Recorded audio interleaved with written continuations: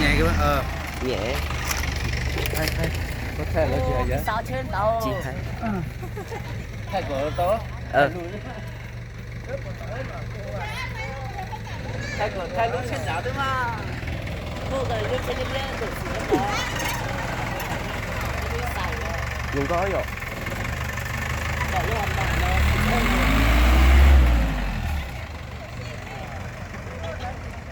vòng tí lại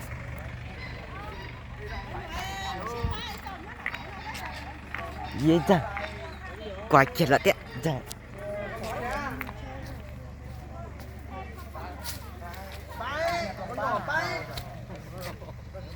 quay đi quay kia dạng trên múa rồi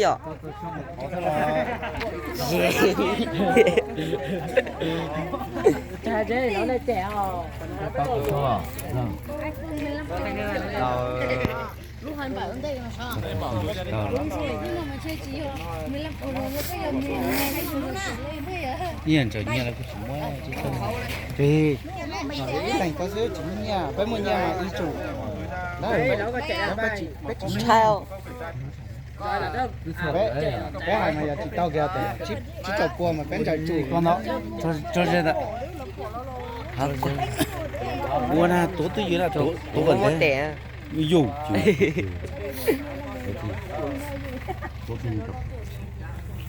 trời ơi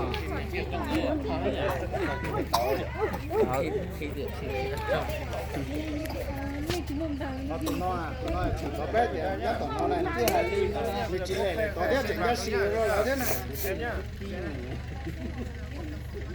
cái chỉnh giá xì lọt nó nói thế luôn để long một đó tổng chế tổng có mấy tờ chủ đấy em là cái bản đấy kiếm viêm vạn hay là thôi câu thì chạy đây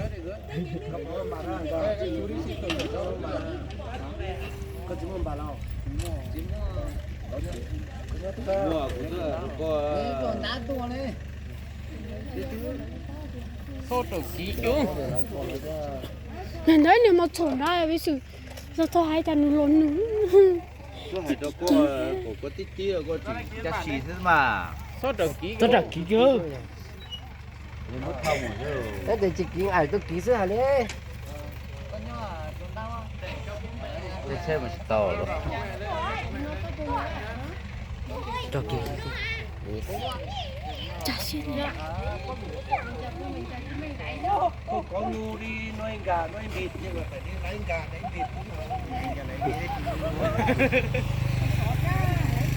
đây cái kia ôi không công bằng rồi đập lớn không công bằng đi qua rồi tôi chỉ muốn cho sự cho bỏ luôn tôi quân mà tôi nhớ đó tôi thứ hai là giờ cút giờ cút bé tôi cho lúa con nó này cút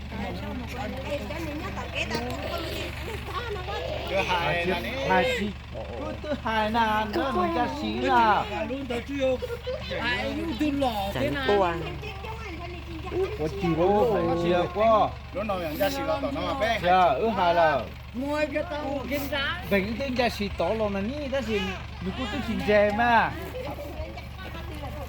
mà đấy ô thơm màu chú cứ đi đấy ô dù mà là hai mà phải treo chắc chắn phải chè và tí tí mà phải treo rất xa thứ hai có tí tí mà bây giờ nó chụp thì chú vẫn tặng đấy coi để có chữ bóc kỹ đấy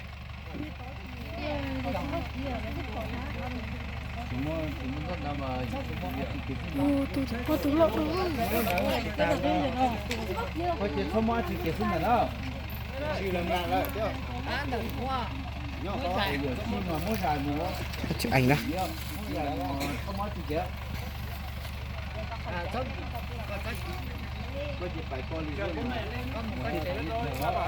em trai đó đây trai cái tờ nhất trở có để con tao hàng này nè ô cút chủ hai mươi trôi vẫn phải đấy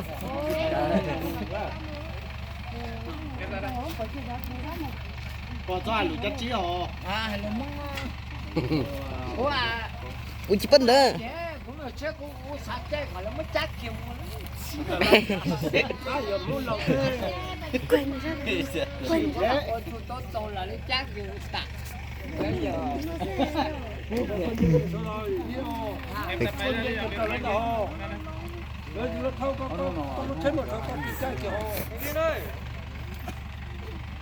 Ra đây bảo đấy, chị cứ bảo bố mẹ đây thì mà ra đây đó. Giờ lỡ cháu một cái số hạt kia mà. Em trai. Em nghe được không? Em ra đây để làm thủ tục. Giờ lỡ cháu là mũi nào mà. Đó mà mũi nó cái chỉ như đó. Rồi có uống. Con nuôi dân bé.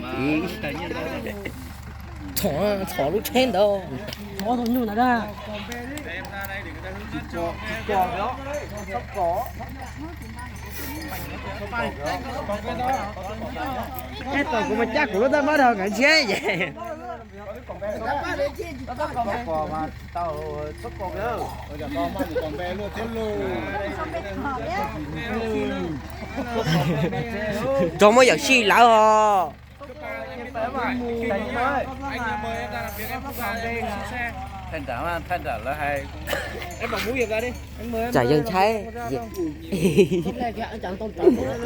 Chưa xin đầu tôi quay. Alo. Quay đây giờ. Nào mời em bỏ mũ ra làm việc với các anh có làm việc không? Nào đâu? Nào đâu? Con nghe P đấy. Phải con ngàn tê. Chị bên này. Thế em này nhà đâu?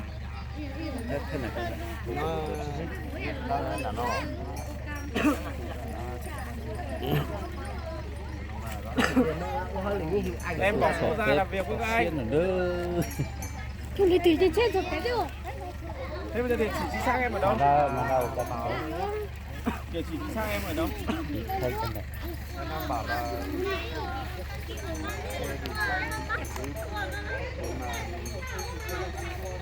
Không biết tiền. Biết tiền. Biết tiền.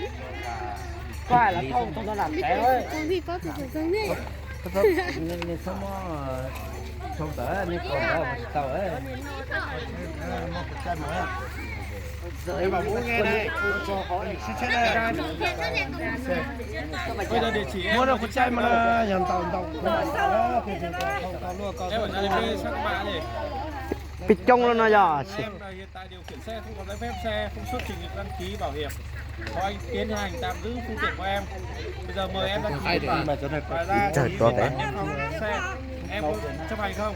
Bảo là Biên bản thay được xong rồi nhá. Mời Trai em có lúc đăng to ký hay? bản. Chắc có lúc tôi. Nó lấy chữ thả cho con lầu lấy chữ thả của Rồi lấy đi đo đi, lấy đi đo đi. Lầu thế chỉ lầu là của thổ ít nè. Nuôi tốt to đó cái thôi. này nó chưa được cái tiền ba chưa lấy chỉ lấy trả một lần sao hôm bên cô sắp tiền nhá nhá chắc là nó tới chạy được hoài Ô cho chú quá. Chứ. chơi gì? Chơi gì? Thầy thế. Nghe chỉ có con đường thế nào. con này không biết là thanh kiểu gì đến nhà cơ Chơi gì? Trời bố chứ. Bỏ tranh nữa. Đấy anh đã nói, em đã nói với nhá. Để tôi thấy. Bản đã làm sao hết rồi, bây giờ mời em đăng ký bản. Cho nó chỉ thấy coi thấy ta hay không. Trời bố gì là chuyện của giấy đăng ký xe này, Nè, giấy bảo có hiểm cái xe. gì nữa mà cái to à. Anh giải thích rồi đấy, biên bản làm sao hết. Em có giấy tờ gì ở đây không? Xe này có đăng ký không? Xem mời chính quyền địa phương. Chiều, xe của em có đăng ký không? hôm bữa có cái tất lại đảo không Xem mà nếu có đăng ký không? Kiểm tra đăng ký bây giờ. Lấy đăng ký. cái chân là chế chân là cần đánh chế tối thế mà đó quay cho nó tao nhớ mình chọn quay kia nó phân tại đó là sai đến chứ Em có căn cước công dân đây không? Lấy xem nào. Kiểm tra lại hết đi xem có giấy tờ gì không.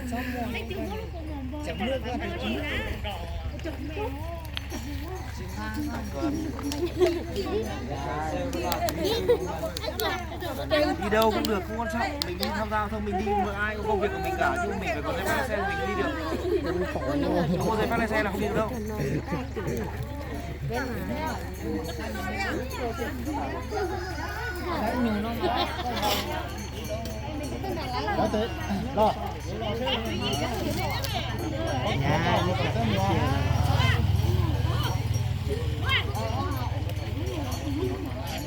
Cờ thành nó có miệng đó là sao? Cờ thế to. Nó cầm lộ. Mình nhìn họ. Thế tụi nó đánh đây tụi nó thấy họ á. Tụi nó có tụi nó dòm bay rồi. Quay quá đi tối này. Có tụi nó chạy thế quay dù. Lý nào cơ? Anh nói mình chết treo lý nào cơ? Chết treo là tao sợ.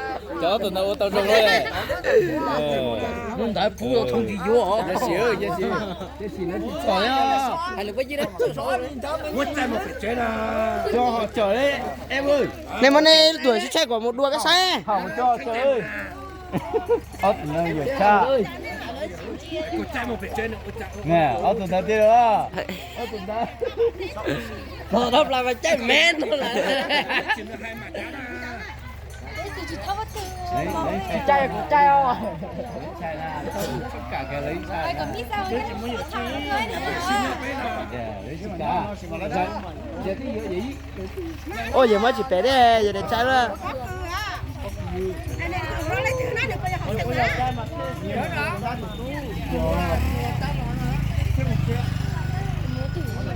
Này cảm ơn nó trò Đúng dài hả?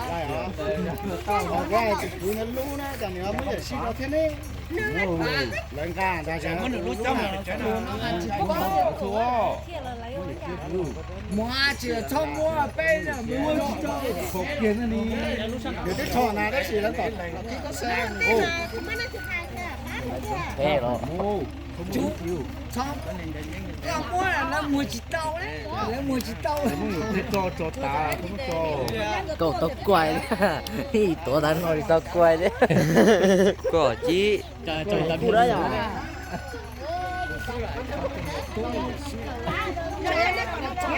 Mình đây à. Bởi anh nhỉ. Đặt tiền đi về anh em. Nếu chúng tôi ở sau giờ lửa nối một chuột tôi lại chồng quá. Chỉ đi à. Thế bò. Rồi. Nó thích chỉ nó tả thế này. Dạ. Có thì nó thôn đâu cho là chôn ta rồi.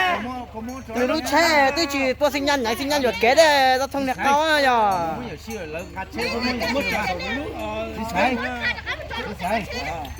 Còn nó muốn nhờ xí lò chết chết mà. Chào cái 6 giờ đấy chỉ trả chỉ giờ luôn cho nó. Luôn tên là muốn đâu.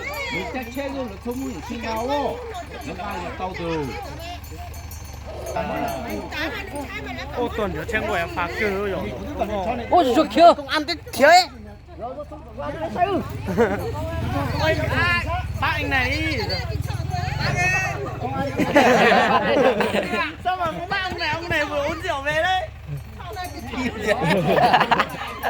Mấy con áo rồi thôi Bắt nhỉ. Phải bé phải trẻ.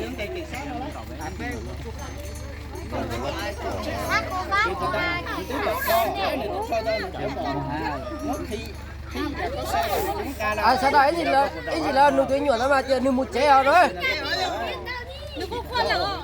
Nụ con nụ một trẻ nụ một tăng trẻ rất là hay rồi.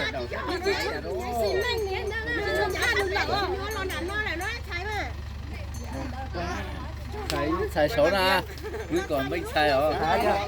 Lúc trái nào mà nem bình luận hai tia. Quý còn bánh xài nữa. Đi nào đấy. Bỏ em bánh nè. Hai má. hai ta muốn nuôi bê nó à. Nếu còn nói nếu ngon rồi nó còn nó kia ăn tao nó nè mà. Kia thì khó tiêu giờ khó vô đấy. Giờ cái bếp chỗ thì mà tôi mới chơi chết đó.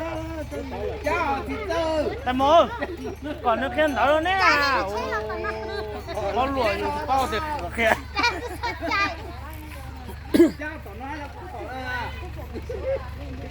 Trên nhà sinh ra những cái mẹ nó phá.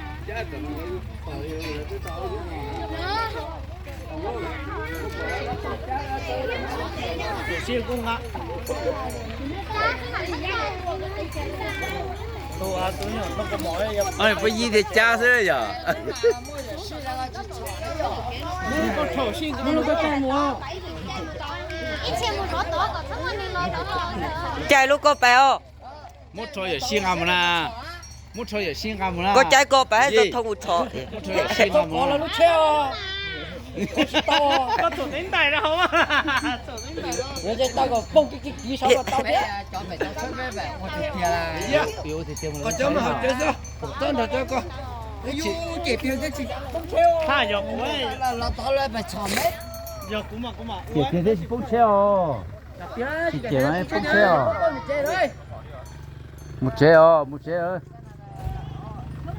giờ lúc có lúc có cái này xe giao thông đấy xe này là xe của cấp đá rồi xe là xe của cấp chú nó có ngu nó không có được đi nó đi về nó có khóc đi về thôi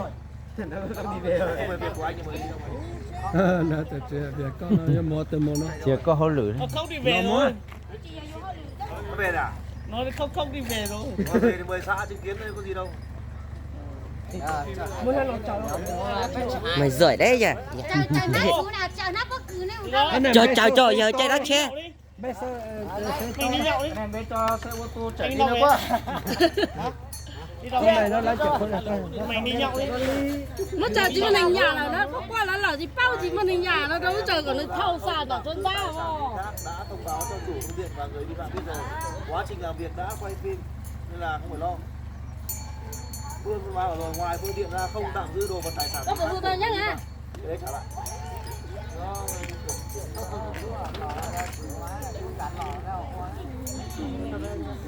Nè cho ông bùa kìa nè mà. chưa cho chó lo tên đấy thì chó này nó không là về với mỹ ải là vẫn đào ấy Hai giờ khổng bố đấy, giờ khổng bố là bố chỉ dùng cái mà cũng mặc cá mới được tí cho nó tắt ở tầng nhau rất là nhiều con đấy.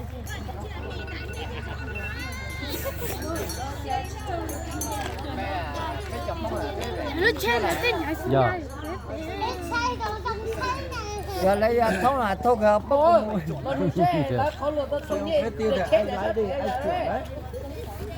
mua hai bao số Anh lâm nữa anh lâm. trực khí mà lấy nhiều số hả đi Mà lấy hai nhà sinh nhanh sắp để đây.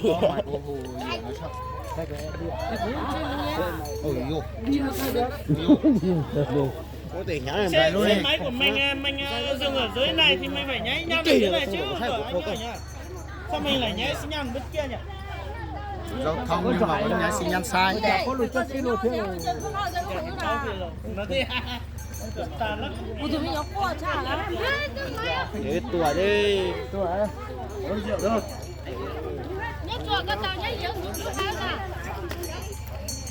biết sao chờ với hai tao đó họ chờ thế gì lò nó mà nó nhớ là phải tá hú này giờ lấy chỉ tá chỉ to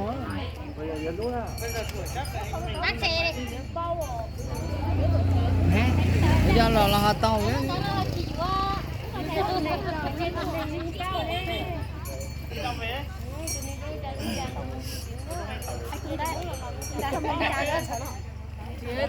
uống giờ quá bé mong à bé tao xíu à bé dùng đến cha đấy lâu nó chỉ to là Ủa chứ trẻ ngày hôm nay đây nó thông cơ là của đi rồi nó có say nữa nó thôi dạ trẻ dần tôi là nó đi ủa thôi mày cũng chưa kê nhon nó đi đây của trên sẽ thế trẻ của mẹ cũng chưa cổ đến trẻ của tiếp còn nhiều một con nó chôn chúa anh đâyเอาtừ từ tối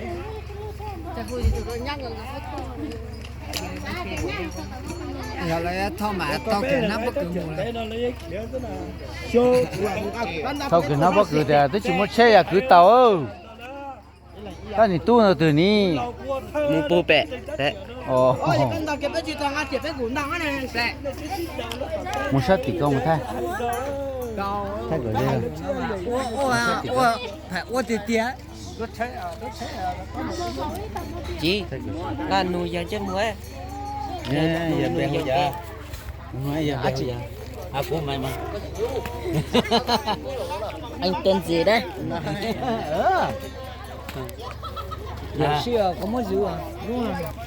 不是， tàu đạo ít giờ mới chờ họ nó chờ cái cho dấu xe đợi ta thâu mua trời xe là thế rồi chỉ chắc xe là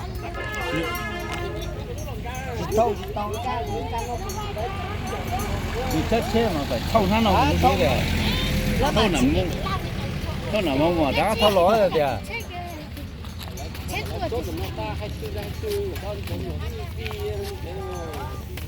lấy giờ cha lúc xe mà chỉ tao là phải thâu ở ta thâu của ta khổng quá đấy thâu ở ta cái xe một luôn đấy nó thay chân cái mẹ của luôn đấy nó thay chân mình muốn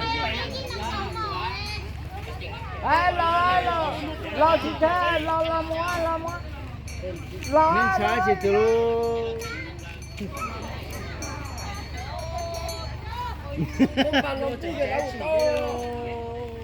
tin bù lỡ lo tin bù lỡ nè nè đây nó tỏ nên để cái chỉ là bỏ nó thả nó lo nè này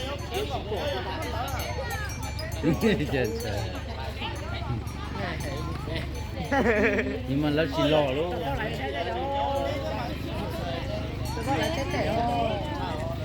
ôi yo sổ thì tiểu ăn nữa nào ăn rồi chặt chuột này chuột chăm bùa chuột trong bùa thế này ăn rồi anh chỉ thập bẹn nó thế Chết thật bé chết còn câu mà mẹ mày bóng cho chị mẹ mày bóng cho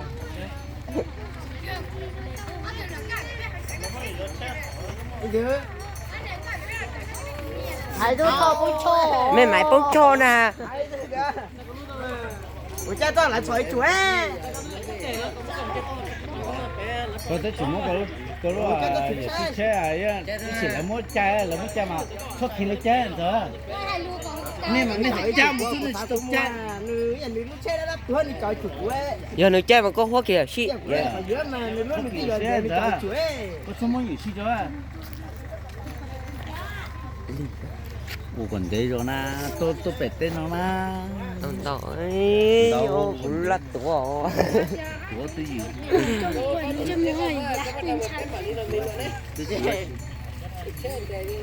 tới nhau là ní thật sự lúc tươi na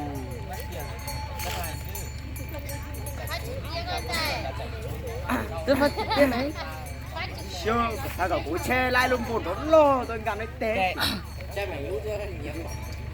lai lung bột nó lo cái này chúa chứ xếp lên cứ nằm ăn sinh này giao thông không có giấy phép lái xe thì mời người ta ký biên bản thì người ta không ký thế thôi, có nội dung đơn giản thế thôi. Bây giờ chính quyền địa phương này để xác nhận rõ là việc có hành vi vi phạm anh em có lập biên bản việc tạm giữ tiền là đúng không? à có còn cái thôn này nó có ký đó là sao là có còn cái thôn này nó có ký đó là thôn nhà mua ai tù lúc trước là con nát là nè Vô trả lời cho đã che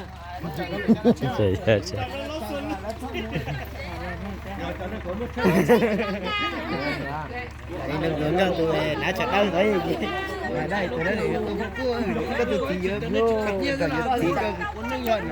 hết là thật này chi con nói rồi có hậu chân được phụ giả có rồi mà đấy ghi rõ là không có giấy tờ gì cả đấy là ký mang giấy bảo hiểm đấy nội dung thế rồi anh em thì tạm giữ một phương tiện lúc kiểm tra ở đấy thì em có mặt ở đây có báo quay phim hết rồi kiểm tra suốt đầy đủ rồi em kiến bản em cũng ký không ký rồi em bảo chờ bố mẹ đấy bảo chờ bố mẹ đến bao giờ mới chờ được đấy người mời tất cả mọi người ở đây này bao nhiêu người đây người ta xem hết rồi không được chứ làm được thế rồi có một phút có nói mẹ xí gì à chuột điện ôi trời thành chơi thành lúc rồi nè chơi có lúc đó là một thằng à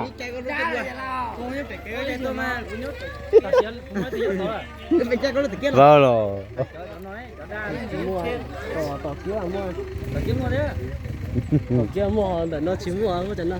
chơi sao chơi luôn nữa là một thằng ở chơi là họ chỉ thằng đấy chặt thổi đi co để chạy lên ôi nên thằng chơi thằng cái tao mà họ chơi chỉ thằng luôn đó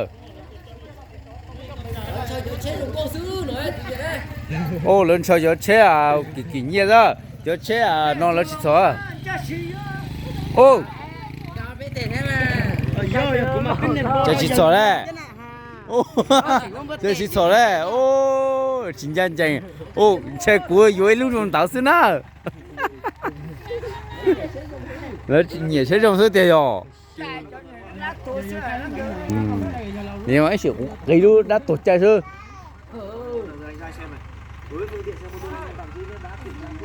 Có chứa lúc cô Honda rồi. Xuống nát xuống anh thâu mà, còn nó thâu nát nào mà? Đó, xuống, còn nó thâu nát nào một thế nào? Mà xíu xí nào? Còn nó thâu nát nào mà một xíu xí nào? Tao đấy đã nói rồi, lúc là biên bản đã ra quay phim nói rõ rồi, giao lại tài sản cho người vi phạm quản lý. Còn nó cho ai người trong nhà thì còn nó mới hư đây con là ôi giời chỉ muốn đe từ mặt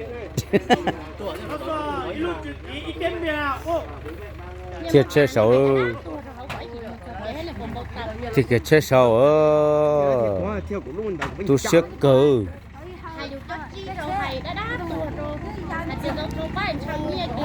cho nó mà cho Mazda về cho Mazda chơi nhiều thiệt cái xe à thiệt cái xe sao mà lúc xe tôi thiệt chỉ tả tôi thâu chỉ tả đấy mà xóa cháu ơi xóa tao ở luôn nó đó xóa tao ở luôn nó mà thâu chỉ tả đấy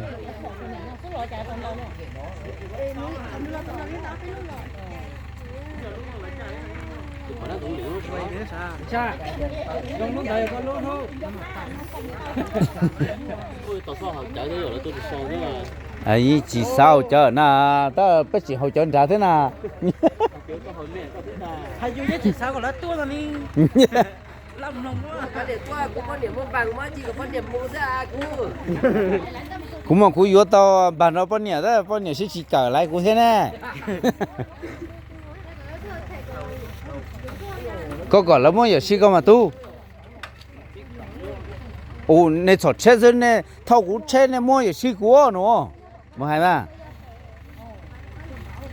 cú chết mua nhiên tàu như họ có trả cú chết mua nhiên tàu như họ 30 triệu nữa.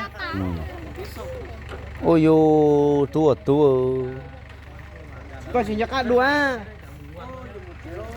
mua đó tu mua yêu chơi à cho nên chơi lâu tao có mua bỏ rồi ít chỉ bên à mua tàu chết xưa ôi yo nhìn đó nhìn non lúa bữa tôi hay người chỉ muốn thọ kẹt theo ô là muốn chạy rồi ôi chạy to rồi giờ chỉ tao nè chờ lúc tới chúng mày xí nè à thâu tao ở xí nè ôi ồ luôn đó Rồi ơi. Anh giao thông giống như cái đầu về thế đấy.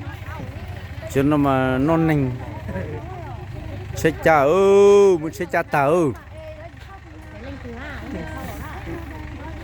Tao ơi.